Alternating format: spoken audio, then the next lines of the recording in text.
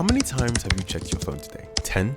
20? Maybe you've checked so much that you can't even count. But here's the real question. What is it costing you? Is it costing you your focus, your peace, your relationships, or even your freedom? I'm actually here to tell you that it's time to break free. And no, this isn't about you tossing your phone into the ocean. This is about taking back control. Now, if you're watching this, chances are you feel like your phone has taken over more of your life than you would like to admit. And the thing is, it's actually not a mistake. Smartphones are actually designed to get you addicted to them. A lot of apps on your smartphone actually gets inspiration from slot machines and casino games. From your swipe down to refresh to likes and comments on Instagram, all the way to sounds that your brain makes associations with. Engaging with these features causes your brain to release something called dopamine, aka known as the feel-good hormone. And the more your brain releases this hormone while you engage in these activities, the more your body will seek out these activities and your brain rewarding it by releasing more dopamine. Can you see what's happening?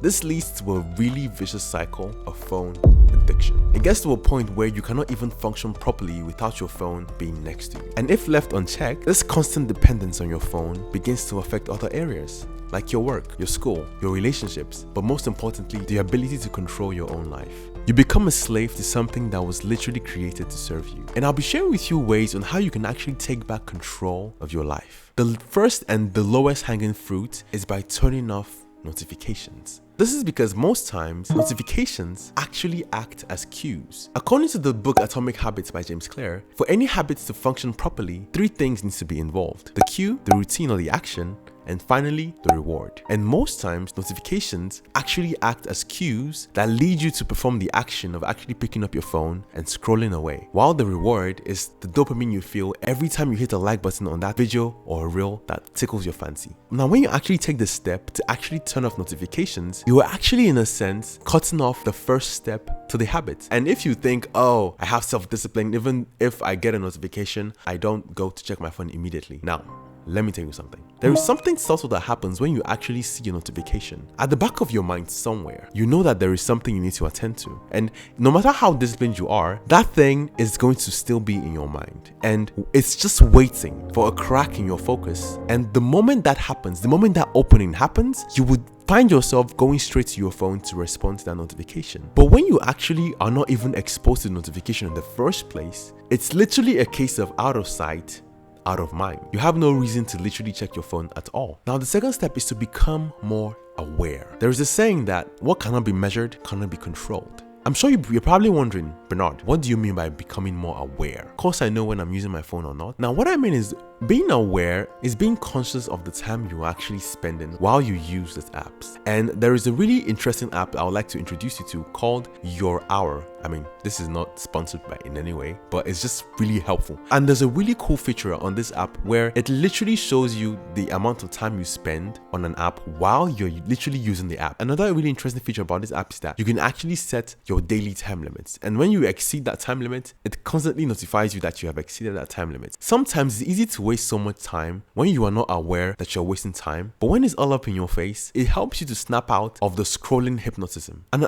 another step is by actually picking specific times in the day when you check your phone. Maybe once a day, twice a day, as the case may be. It actually helps you to reduce the random phone check-ins. Because when you know that there's a time of the day that is specifically dedicated for you to check your phone, you know that at some point during the day, whatever notification or keeping up with the Joneses you need to do, you can shove it into one block of time in the day and actually reduce your uncontrolled need to check your phone every single time. Now, with all this said, if you follow these 3 things to the T, there's a high degree of certainty that you are actually going to have more time on your hands. And that begs a big question. What are you going to do with it? That leads us to the next step. Replace your habit. Now, the thing is, there are no vacuums in nature. The time that you freed up from using social media is inevitably going to be filled up with something else. Now, this step requires you to be intentional on how you use your time. For me, personally, what I used to replace it was by actually reading more books. And I actually finished more books faster than I normally would have. And also spending more time on my channel. And this could be anything you are passionate about. It could be knitting, it could be sports, it could be anything. But the fact remains that you need to be intentional in filling the vacuum that social media would eventually create when the time you spend on it reduces. Touch grass. There is something that is not really spoken of, and that's the fact that we are living in a time where people don't really go outside more often. And if they do, it's only because they actually are trying to get somewhere, and not really because they want to appreciate nature or even communicate with one another. We live in a time where people spend more time in the cyberspace than they actually do in a living space, where you actually go outside, take in the fresh air, be one with nature, and also with one another. People prefer to actually check up on you just by looking at your Instagram post, and not really to actually call you and actually have a conversation with you to actually find out how you really are. And we wonder why we have higher incidence of depression. We live in a time where human interaction has been truncated into just pixels on the screen. We are confined into the four walls of our rooms or of our buildings, always stuck in our own heads or in an echo chamber with these people that think exactly like us on social media. So guys, this is my message to you today. Live more, embrace nature, bask in the sunlight, breathe in fresh air, and interact with one another. Having physical, deep, and meaningful interactions with one another, and not really allowing yourself to fall into the trap that is quite common nowadays. Being hyper-connected, but still starving for deep, meaningful connections. And guys, our wisdom nugget for the week. So teach us to number our days, that we may apply our hearts unto wisdom. And guys, if you like this video, please don't forget to hit the like button. It helps with the algorithm. And if you like this video, I think you're really going to like the video about don't delete social media, but doing this instead. And like always, guys, remember to always keep it real. I'm trying to do like should I say like kind of like a campfire kind of vibe right now. So if you like it, you can put in the comment section if any points resonated and if any point resonated with you. I would love to know what you think about it. And yeah, and like always, guys, finally, this is the last one.